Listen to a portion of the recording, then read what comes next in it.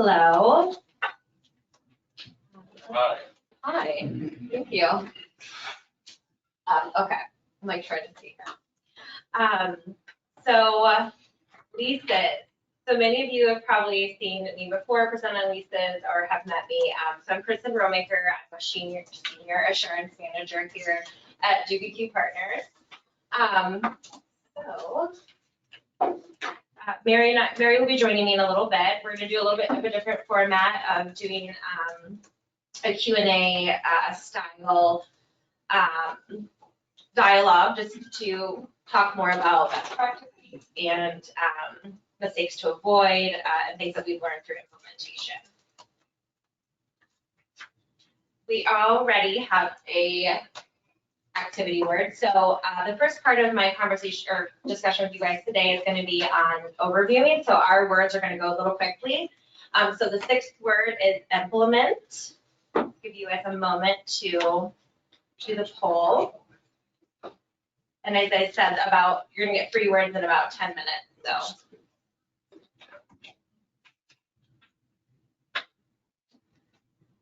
Okay. Implement, for anyone that didn't get it. All right, so objectives. Really today, I'm sure you've heard lots of about leases. Everyone's putting out guidance, talks, chat, podcasts, articles. So really we want to just provide a general understanding for implementation today. And then, as I said, go through a Q&A on implementation opportunities, challenges, and things that we've seen.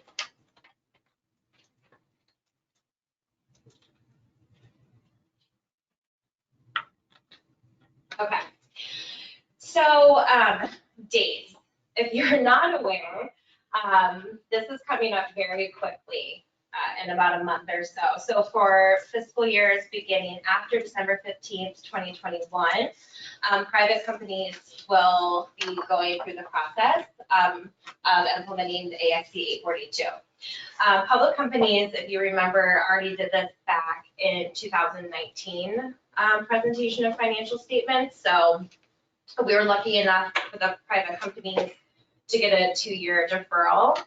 And actually recently, FASB met last week to talk about a potential deferral that was inquired on by the Pennsylvania Institute of CPAs.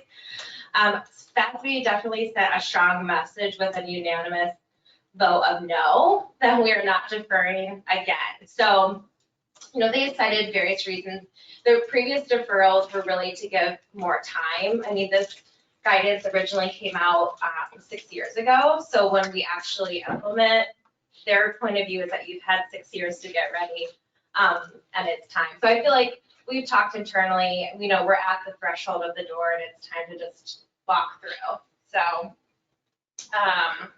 and they also noted that I think that as people are implementing, the practical expedients for relief are coming out. So Tobin and I talked a little bit about that with the risk-free rate, and we'll touch on that more today as well. So there might be more to come, but we are starting effective 1/1/2022 for our traditional year ends of 12/31. If your year end is not traditional, any year beginning after December 15th, 2021. Okay. So really, what is the end game of 842? So it's to get any leases with terms longer than 12 months on the balance sheet. Anything less than 12 months would just be pro rata over the year or the term of the lease and still presented on the P&L. So that's similar to what we're doing now under ASC 840. One thing to remember is,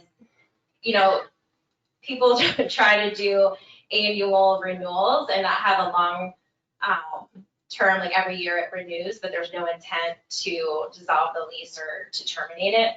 Those are going to fall under 842 for consideration and will most likely be pulled onto your balance sheet. There's a change in terminology. So we're going to move from operating and capital terminology that we've used for the last 30 years and switch to an operating and finance leases. And really that makes more sense, right? Because operating and finance leases are going to be capitalized. So the old capital really is financing, right, component of what you're doing with that asset. The other two requirements that changed is just some language around bargain purchase. That was one of the four criterion under 840. And then 842 actually added a fifth category, which is for a specialized nature asset. So really, if there's been significant modifications to the asset, the lessor would have to significantly modify the asset to reuse it. That's what's going to hit that fifth category. But what we found is that if you fall in the fifth category, you've probably triggered one of the other four criterion. Okay. And as promised, another CPE word. This is lease. Lease.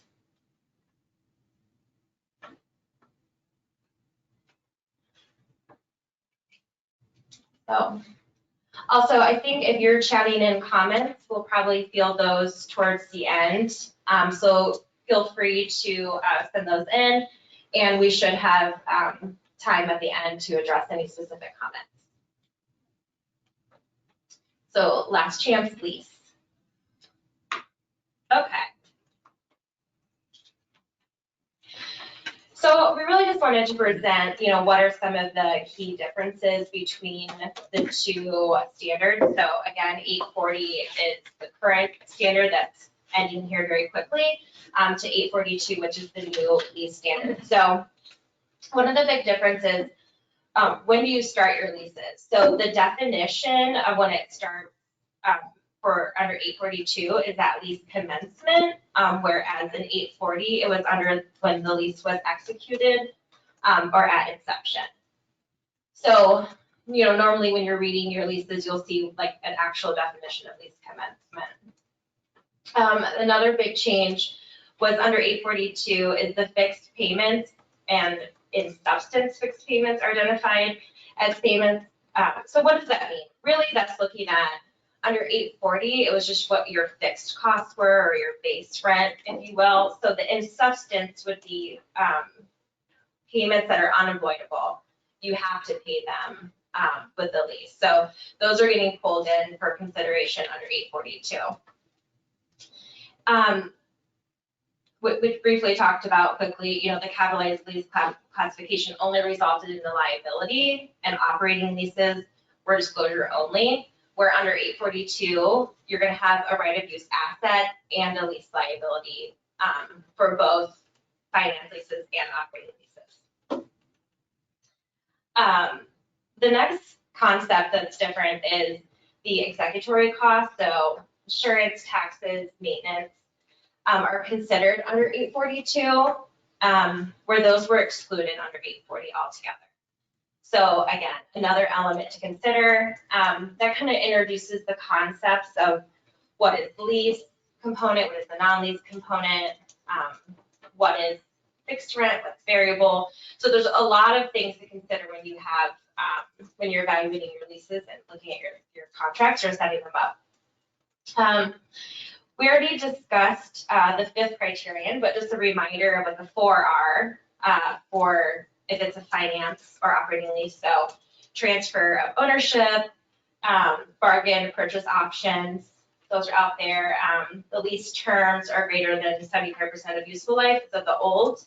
There's a practical expedient for that we'll touch on later. And also the present value of minimum payments greater than 90%. Again, we will touch on that in a little bit. So going on down the table here, the assets are recorded, calculated using a discount rate, whereas under 840, leases were recorded, had to be less than the fair value. So while the leases will have a discount rate applied to them, it still needs to be reviewed for impairment annually and go through that process.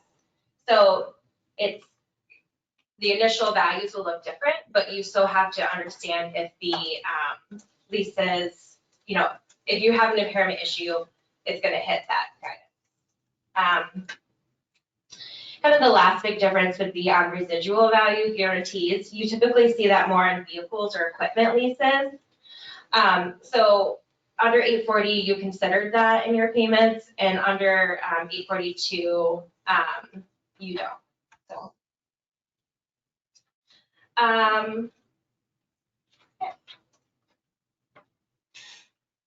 Good.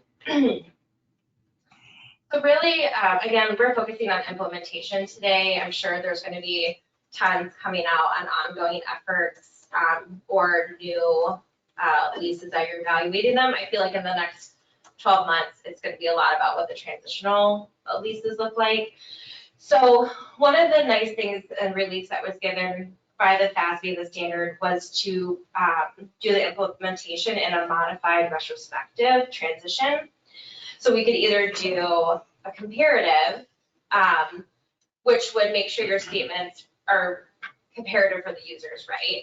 But that's going to be a lot of work. So if you decide to do comparative, you basically need to think about it as, so effective 1/1/2022, all the leases need to be under 842. But if you do comparative, you also have to do it starting on 1/1/2021.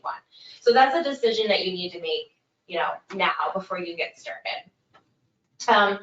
The other option would be then to have it, a little lopsided, and any changes would go through equity through the cumulative effect adjustment that would be made the first day of adoption. And this would really only impact the first year. What we're seeing though is not a lot of those changes are really even hitting equity.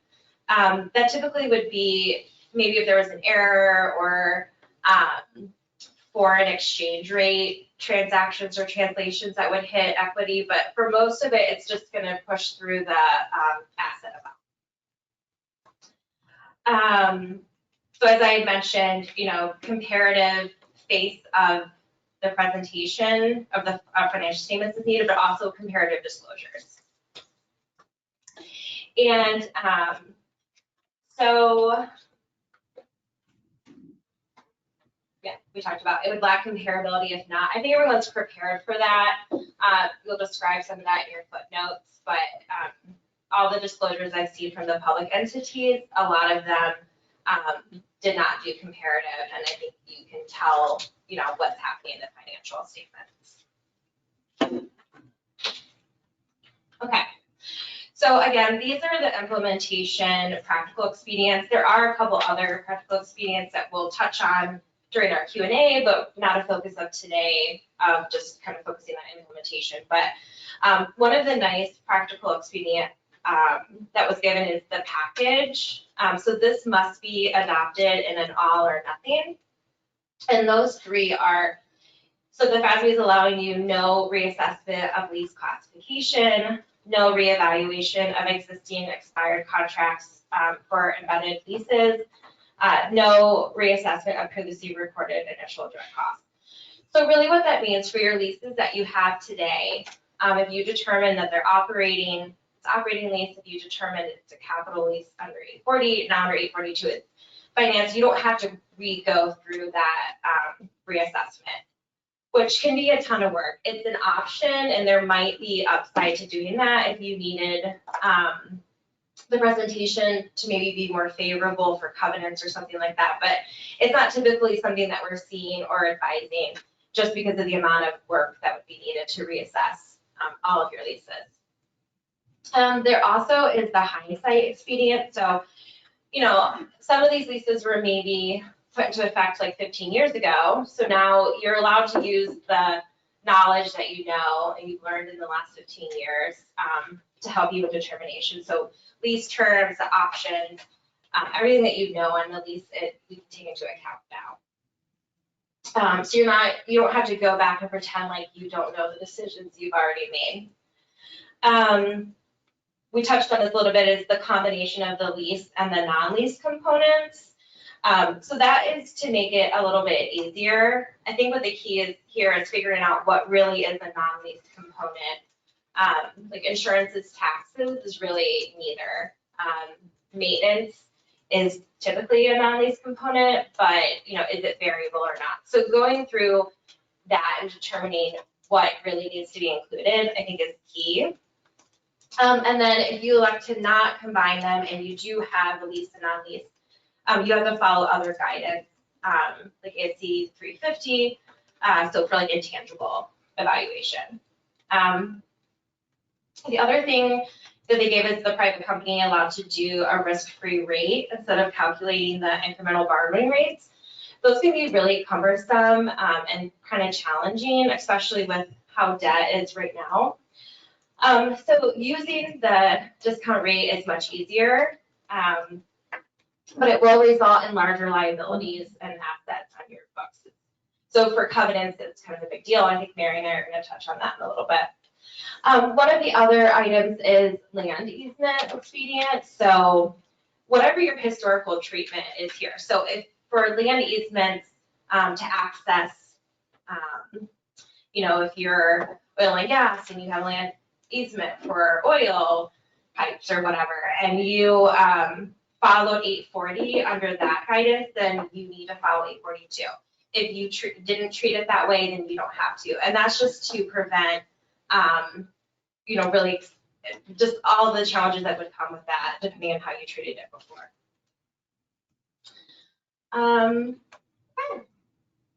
We are on our 8th word, which is effective.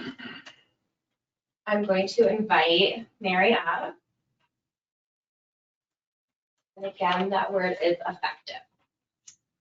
And I'm going to transition.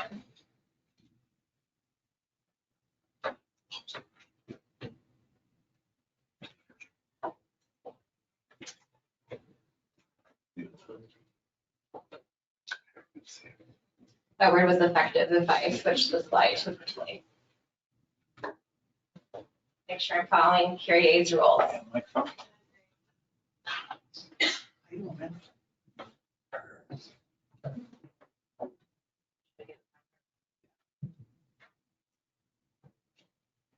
Thanks, Kristen, for having me. For those of you who I may not have met before, I'm Mary Stuckey, audit partner here at GBQ.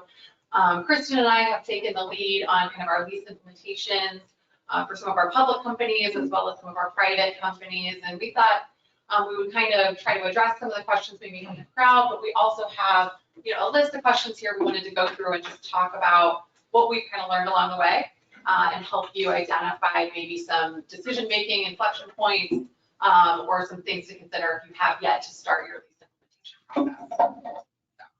Thank you. I'm assuming you can hear me, see me. I feel like Mary and I are fairly tall, and I feel very small next to me.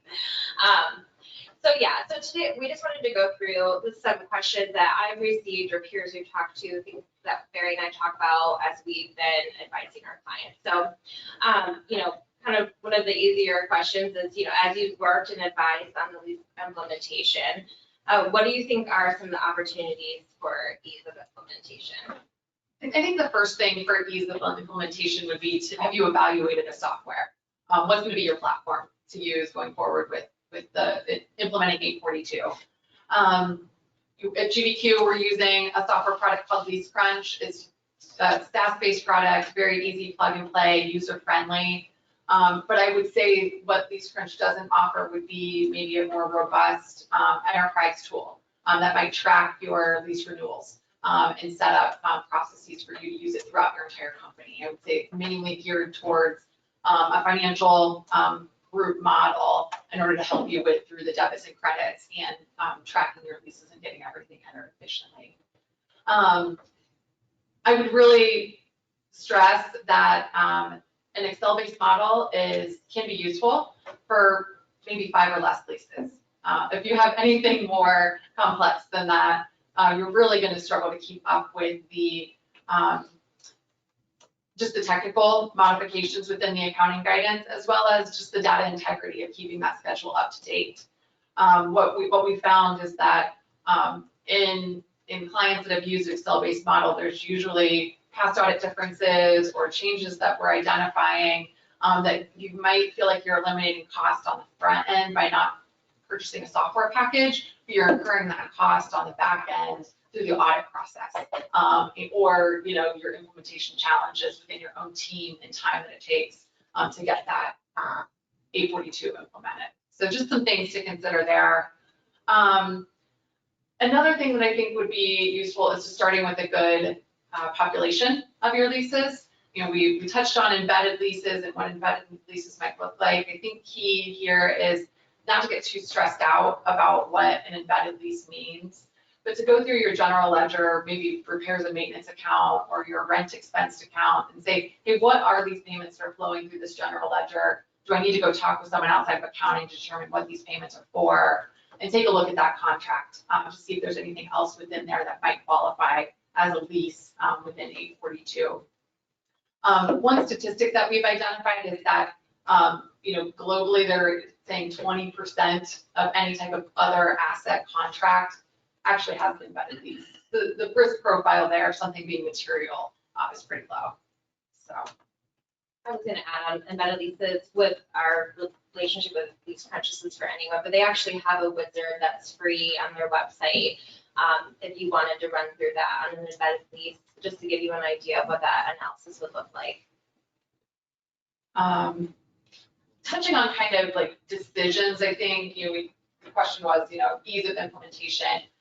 I would say there's probably like 4 or 5 key decisions that you need to make at implementation time. That if you haven't thought through as you go through that implementation or building your schedule, listing these 5 questions and using it as kind of like your check the box. Have I covered everything that I'm going to need to make a strategic, thoughtful decision upon that's going to impact the rest of my decision-making profile as I go through implementation? And the first one there would be your discount rate, which we've already kind of touched on. You know, Tobin mentioned it, Kristen mentioned it earlier. You have the technical term in the lease guidance is that you're supposed to use the lease implied in the implicit lease in the rate, in the implicit rate in the lease. That's not readily determinable in like 99.9% of leases. So you're likely not going to have that opportunity to use some sort of implied lease. So then the guidance turns to, okay, do you want to use your risk-free rate, which we talked about as being a very low treasury rate? It's going to impact your liability to be higher. Or do you want to use the incremental borrowing rate? What's the difference between those two things? I think what's nice about the latest practical expedient is you can now make that choice by asset class, which is a key differentiator to then what the FASB had previously said, which you were going to make it for the entire portfolio of your leases. So for instance, what most of you probably in the room, private company clients that are getting ready to adopt, you probably have some sort of manufacturing warehouse or building warehouse. It's going to be a pretty sizable lease. Maybe it's stores, restaurants, retail. Those are going to be a big chunk of your heavy lease payments. And then you're going to have maybe some copiers, a mail machine, maybe some smaller equipment. So if you were being strategic in that process of determining, do I want to use this risk-free rate? Do I want to use this incremental borrowing rate?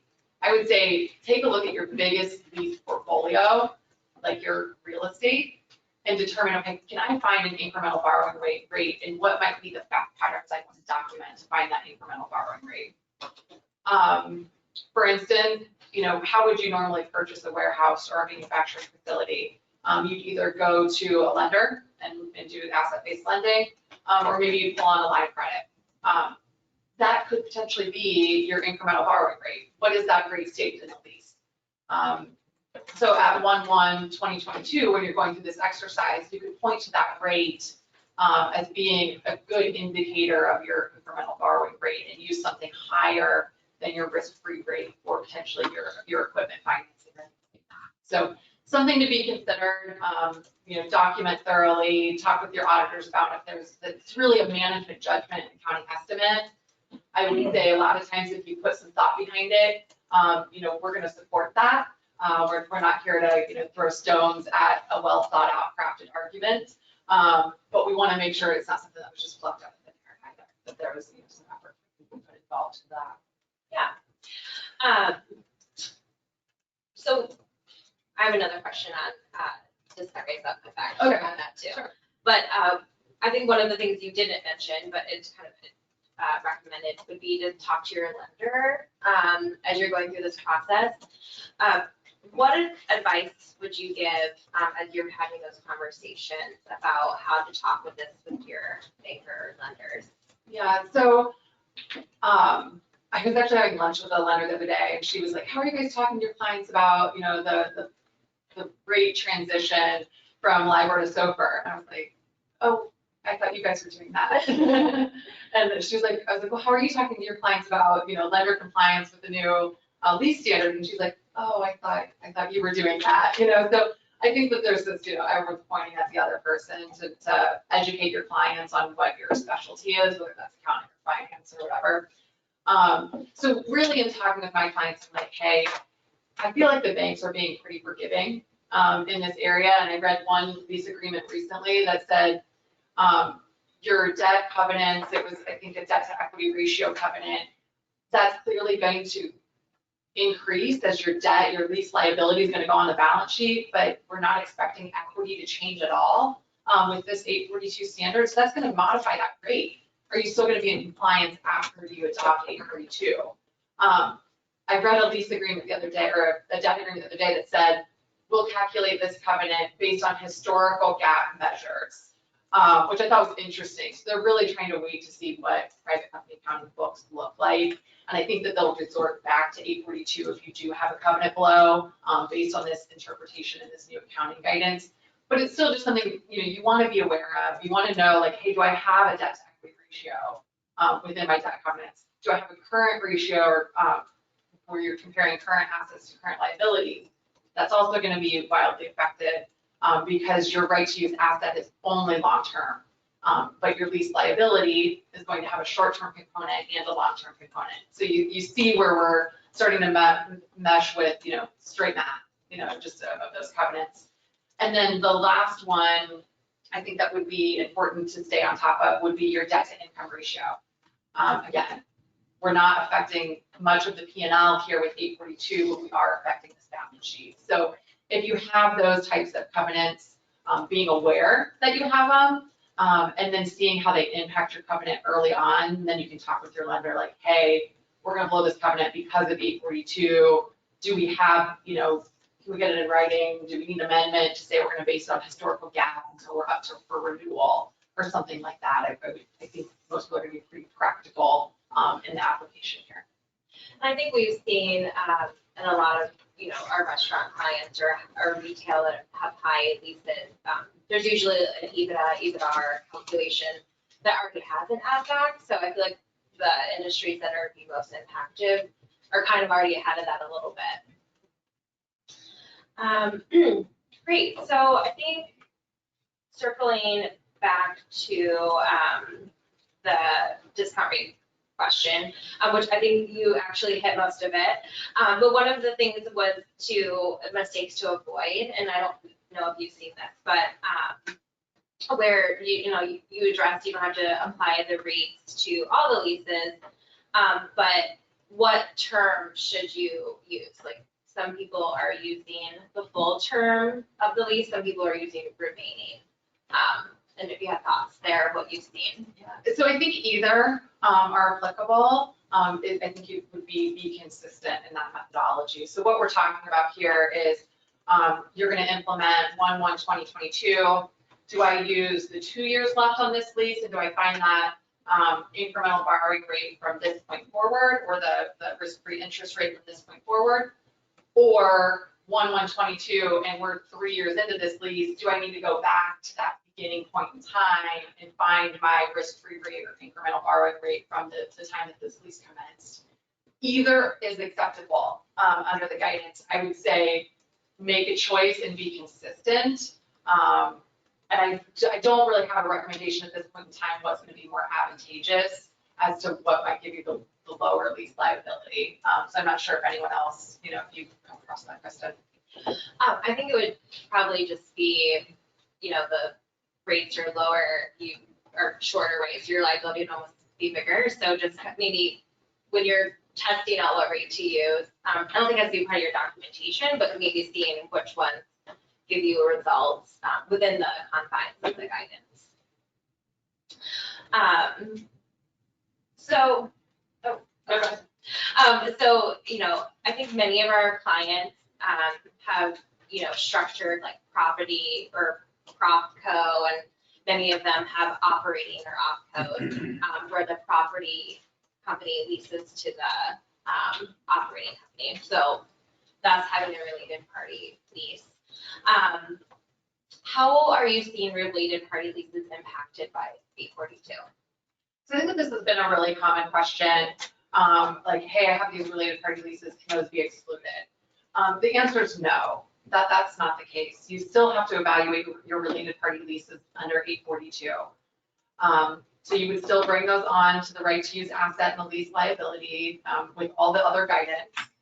Now, the caveat to that is if you're in a consolidated financial statement to these related parties, you're gonna eliminate that. Consolidation is gonna go away. But do you have supplemental schedules where it's gonna be important to break those leasing arrangements out within your supplemental schedules or not? If you just do a consolidated audit piece, I mean, there is an avenue there to say, hey, this doesn't apply to me because it's not gonna have an impact. And then it just comes down to, is that what you're consistently sharing with your lender, with management to make management decisions upon, and that you wouldn't need separate financial statements in order to get a really true GAAP financial statement picture look at your company and of your business.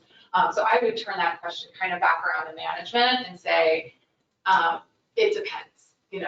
What's really the important aspect of your financial reporting to your management team, and what do you guys want to see in your management tools? I think that, Jessica, that might have been one of the questions online, so if we didn't cover it there, we're happy to address that one in further detail. Okay. Yeah, let us know if that wasn't what you were looking for. I think the important thing to note on related parties, there's still footnote disclosure requirements, so you can't ignore it altogether, but you could save yourself a little bit of time.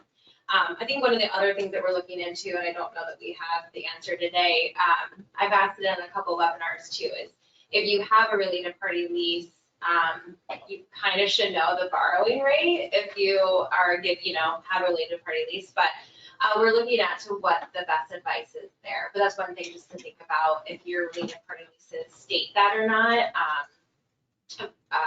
It's just, kind of interesting when you think about it. So I think we discussed, obviously, in time of the day, and I quickly went through the differences between 842 and 840. But if you were to sum up just the major takeaways from like a presentation standpoint, what are the big differences, do you think?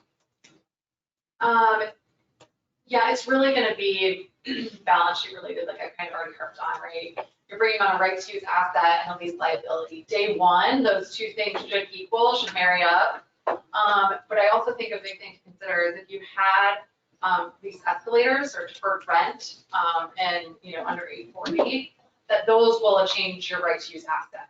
So that your right to use asset will now be valued at the present value of the liabilities plus those deferred rent calculations. So that gets tacked on and added to. As it relates to the income statement or your P&L landscape, you're going to amortize your right to use asset over either the economic useful life or the lease term, whichever is the shorter of. And then, your present value payments are going to, as you're making those cash deferrals or cash payments, and the difference in the delta there is going to be your interest expense. So the amortization interest expense piece to your income statement shouldn't really change based on what you were previously doing by paying cash and dripping in some sort of deferred rent or lease escalators. So your income statement and equity should remain relatively stable. Yeah, which I think it's I mean, this really is a balance sheet issue. And I think overall, if you go back to what the FASB intended is to really take, I mean, gosh, you could go all the way back to like the Enron days, right? Like pulling off these things that are like off balance sheet liabilities or obligations that the companies that are into and throwing them onto the balance sheet of the, to make them visible to end users of the financial statements. I'm aging myself there. I think that's a good lead in to one of the, I think the gifts that the FASB gave us, that's not a practical expedient, but it's not explicitly stated, is the concept of materiality.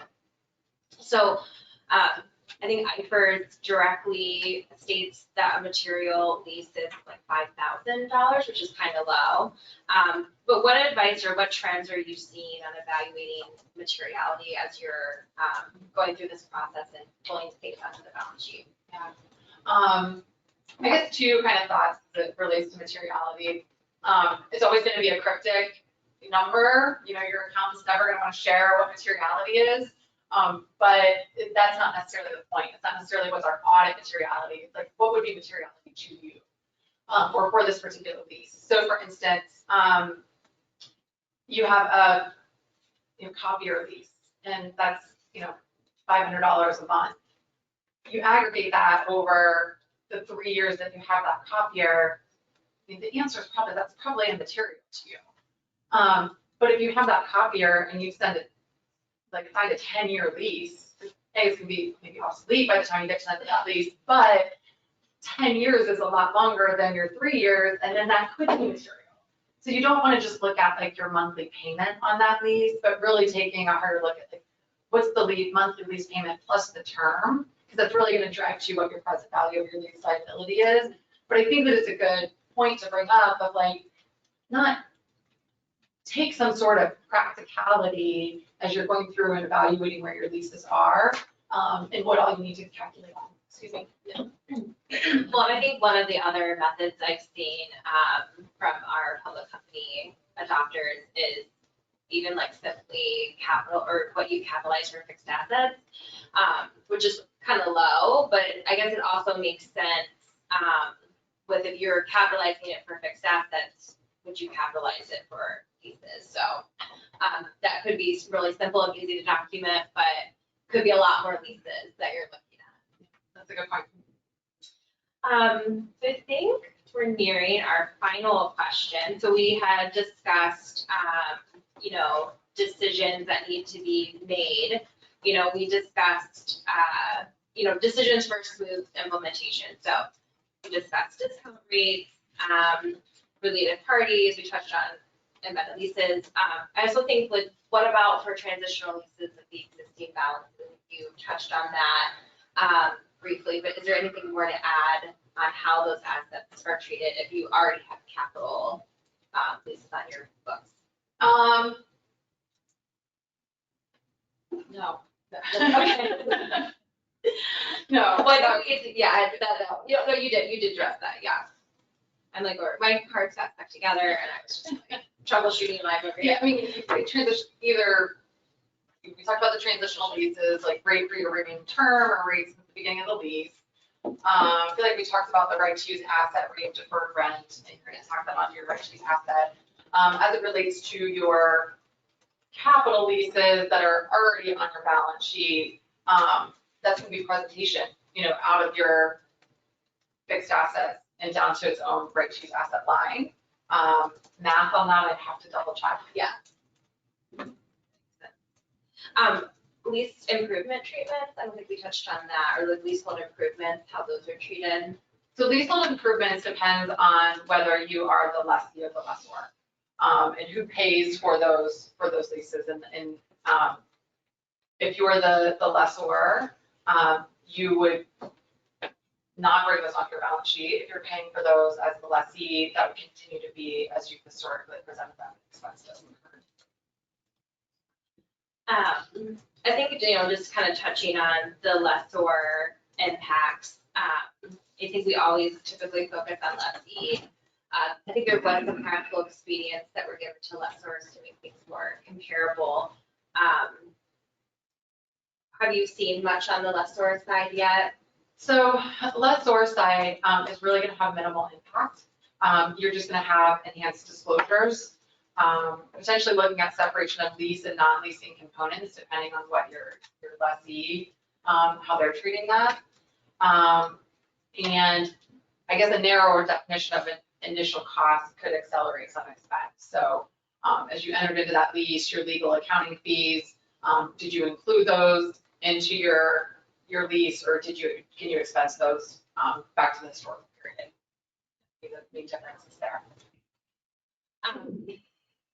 Is there anything else to add on what is not affected by this lease standard? I think we did a thorough job of going through what changed, but what hasn't changed? Yeah, so I think I've already kind of touched on equity, you know, in your initial journal entries, right? Income statement, you know, your liability is going to be the present value of your future minimum lease payments. Your expense is going to be straight line, same as it was under 842. And then your right to use assets, monthly amortization to maintain the lease expense. And then leasehold improvements, so I think I can touch on that as well. Yeah, we, you know, might have coordinated a little bit in our question, but I probably threw her for a loop on changing them a few. A couple things that I had on my notes I didn't touch on really is kind of those key decisions at implementation. I think I really talked about the discount rate. We talked about the existing balances. Actually, no, I've actually got all those ones too. Sorry, we did an awesome job. We pat ourselves on the back. Yeah. I think Jessica, you have a couple of questions? No. And we have a few minutes. We're running a little bit early, so if you have questions in a live audience, feel free to get with Syria to get those answered, or if you're online, feel free to chat those in and we'll have Jessica read them off. Yeah, so we covered one of them already with the intercompany question, but there was another one that came in that relates back to what we were talking about with related party leases. So question is, if you have a related party real estate lease that's on a month-to-month basis, how would you handle and account for that? What's the intent? What's the intent of the related party lease? You know, I think of a lot of the related party leases that we see in private company, it's business owner owns building, business owner owns business, and you're leasing this back and forth. And you have it on a monthly auto renewal because that's easy. You know, if something happens in the market, you can go in and change that lease pretty quickly. If it's for your main manufacturing, warehouse distribution, rental facility, retail spot, whatever it is, if it would take you months, if not years, to find a new facility and set up shop somewhere else, the likelihood of you staying in that lease more than 1 month or 1 year or 2 years comes into play. And that's not an out for this adoption of 842.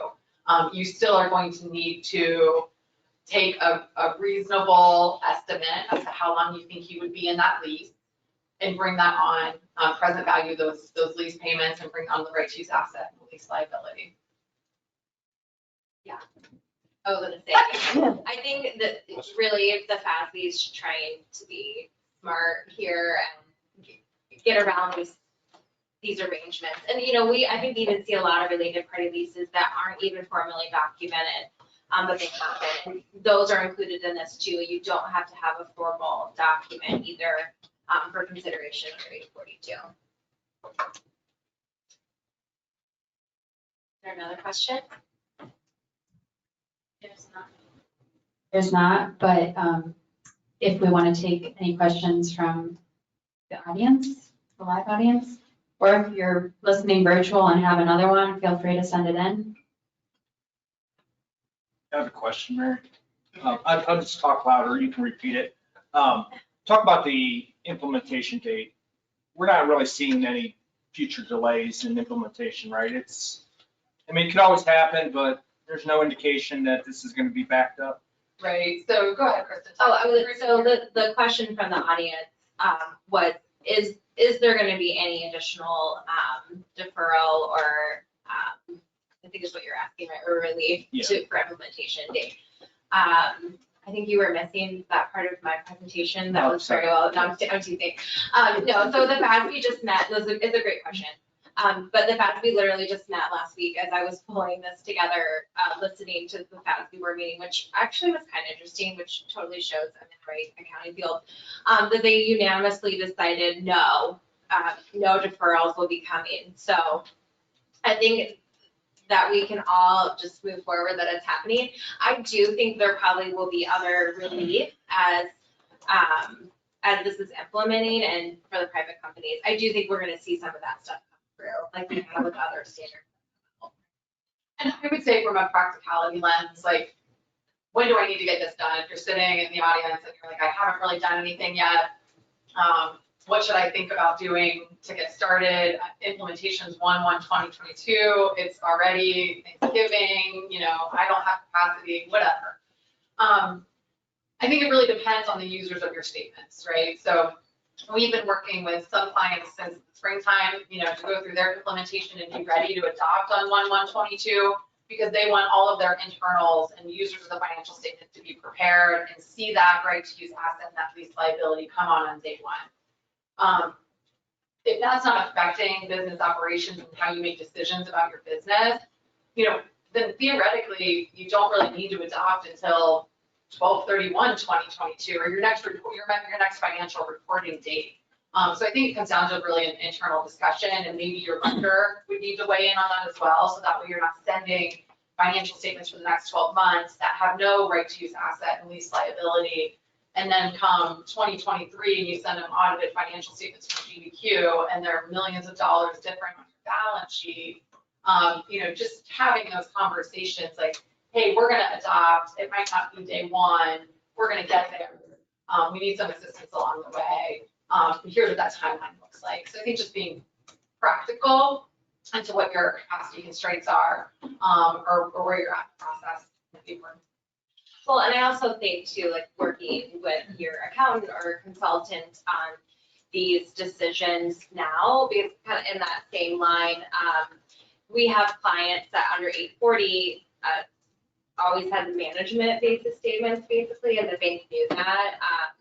So now if you switch to using something like a software and it has monthly journal entries, like what cadence do you want those journal entries, and talking about that ahead of time as well, because it could be lopsided if you're obviously doing monthly entries for 842, but 840 you never even had on your book. So that could be something to talk about of what you're wanting from an internal control process to be practical for this as well.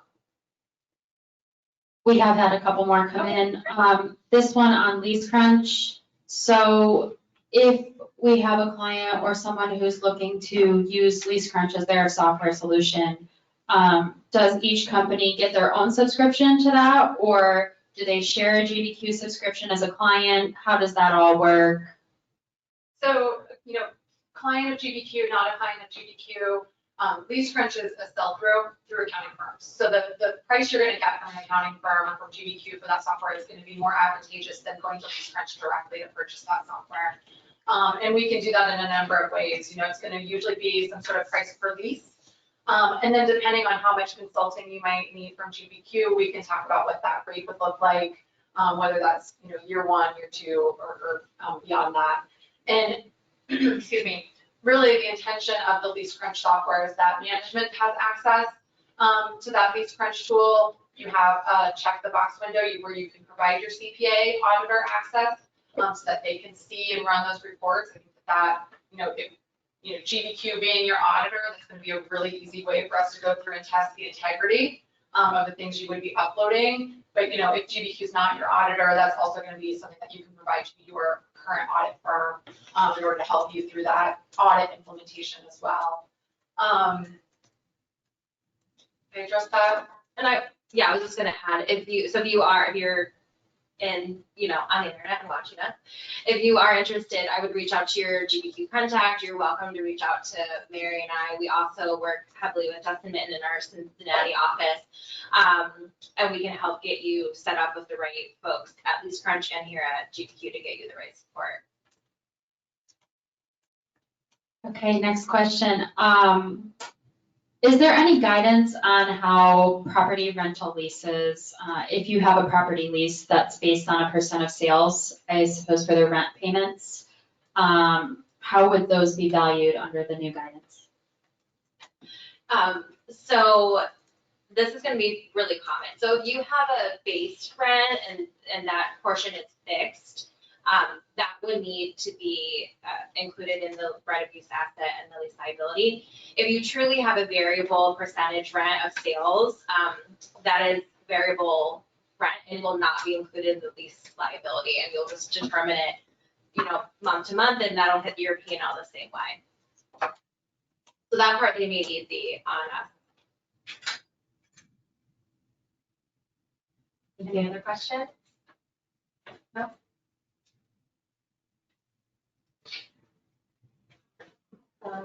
Thank you guys for your attention. We appreciate it. Thank you.